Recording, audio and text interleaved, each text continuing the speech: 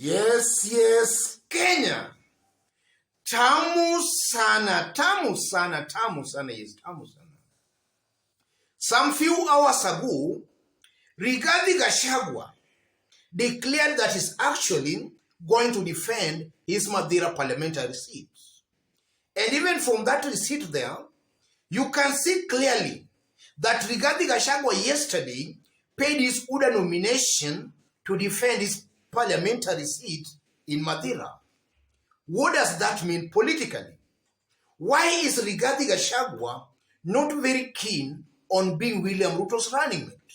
While it's the same Rigathi Gachagua who has been pushing for William Ruto to pick or nominate a candidate from the mountain. What is Rigathi Gachagua's game plan here? That's exactly what I want us to find out, after which you'll just understand exactly what might be happening in UDA and also on the mountain. In case you've just bumped here for the very first time, subscribe, give this video a like.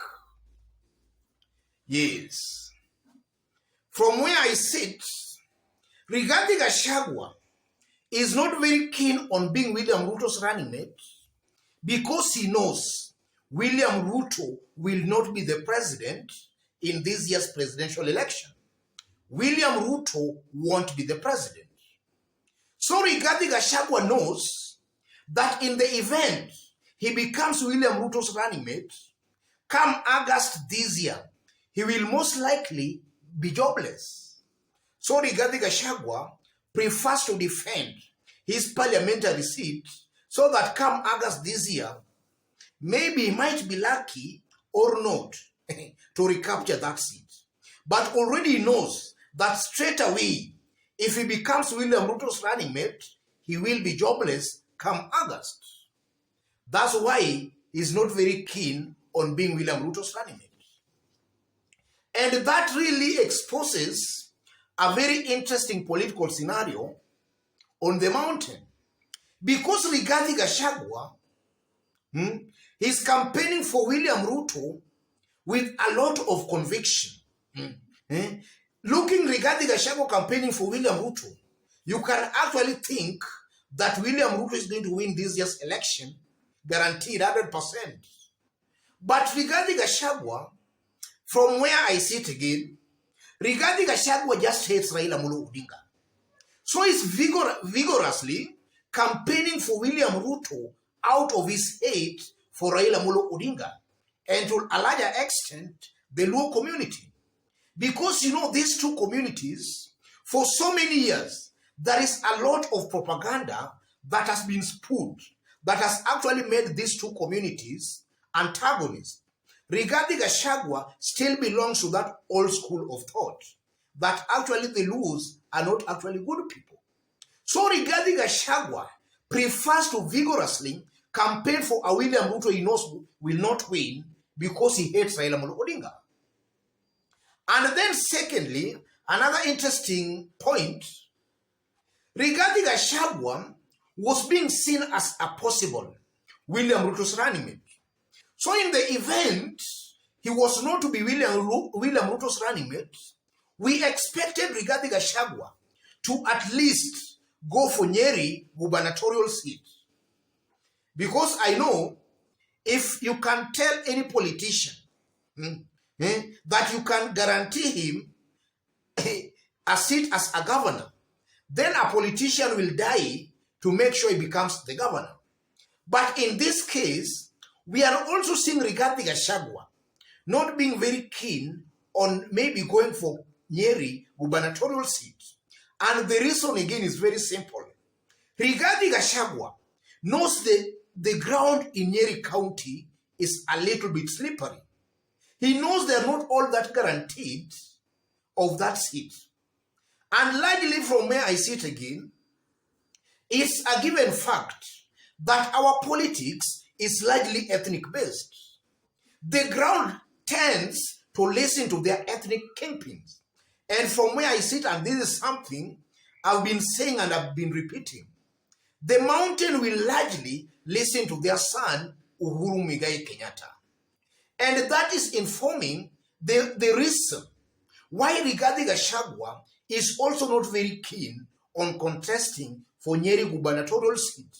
He knows that it might be just a matter of time before the ground becomes very hostile to William Ruto and to any leader who is currently supporting William Ruto.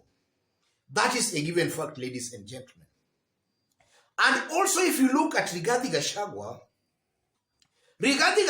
is also coming out as a leader who strongly believes that leadership of this country has to rotate between two communities, between the Kikuyus and the Kalenjins. And that's why Rigathi Gachagua is actually pushing for William Ruto to appoint or pick a running mate from the mountain. Rigathi Gachagua still belongs to that old school of thought that leadership has to rotate between these two communities. And that's largely, in fact, if you look at Mount Kenya leaders supporting William Ruto, they are people of questionable characters. When they talk, they exhibit a lot of ethnicity, that kind of bad ethnic language and politics. Look, for example, look at Rigathi Gachagua. Listen to Rigathi Gachagua talk. Listen to Ndindi Nyoro talk. Just some few weeks ago, Ndindi Nyoro was actually talking about, he saw some school buses written Kondele, ferrying people from Kisumu to attend Raila's rally in Kiambu. Then again, listen to Kimani Ichung'wa. Listen to Wahome. When these people talk, they exhibit a lot of some kind of bad ethnic politics. And that largely explains why they are supporting William Ruto. They are supporting William Ruto not because they believe in William Ruto, but they strongly believe that by supporting William Ruto, they will still perpetuating this bad ethnic kind of politics, this stereotyping that actually the Luos and Raila Amolo Odinga are not good people. These are just ethnic chauvinists. And that's largely why if you hear them talk, they are talking with a lot of bitterness and a lot of anger. And also if you look at William Ruto talk, William Ruto is also using some kind of bad ethnicity that existed since time immemorial. Anytime William Ruto will be on the mountain, though in the recent days I'm seeing is toning down a bit, William Ruto will be talking about wale watu wa kurusha mawe, wale watu wa kung'oa reli. That is a clever strategy William Ruto has been using to remind the gamer community of the kind of division that has always existed between the Kikuyu and the Luo community. William Ruto has been deliberately using such kind of terms.